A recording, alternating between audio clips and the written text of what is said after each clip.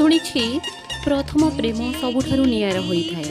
ତେଣୁ କବିତାଟିର ଶୀର୍ଷକ ହେଉଛି ପ୍ରଥମ ପ୍ରେମ। ତୁମର ସେ ପହିଲି ଦେଖା ମୋ ମନରେ ଭରିଥିଲା ଶିହରଣ।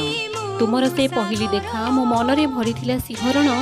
ଜାଣିପାରିଲିନି କେତେବେଳେ ମୋର ଚୋରି ହୋଇଗଲା ମନ। ଲୁଚି ଲୁଚି ଏଇ ଆଖି ମୋର ତୁମକୁ ସବୁବେଳେ ଦେଖିଲା। କେଜାଣି କାହିଁକି ମୋତେ ତୁମର ସବୁ ଗୁଣ ଭଲ ଲାଗିଲା। ମନକୁ ସାଥିରେ ହଜାଇ ତୋ ପାଖେ ଘରେ ଖୋଜି କାହିଁ ପାଇଲି। ପ୍ରତ୍ୟୁଷ ପ୍ରଦୋଷ କିଛି ମାନିଲିନି ତୁମକୁ ଖାଲି ଭାବିଲି।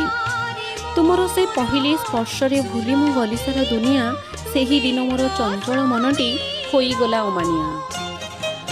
କେବଳ ଚାହିଁଲି ତୁମରି ବନ୍ଧୁତା, କେବଳ ଚାହିଁଲି ତୁମରି ବନ୍ଧୁତା, ଆଉ ସବୁବେଳେ ନିର୍ଜନତା।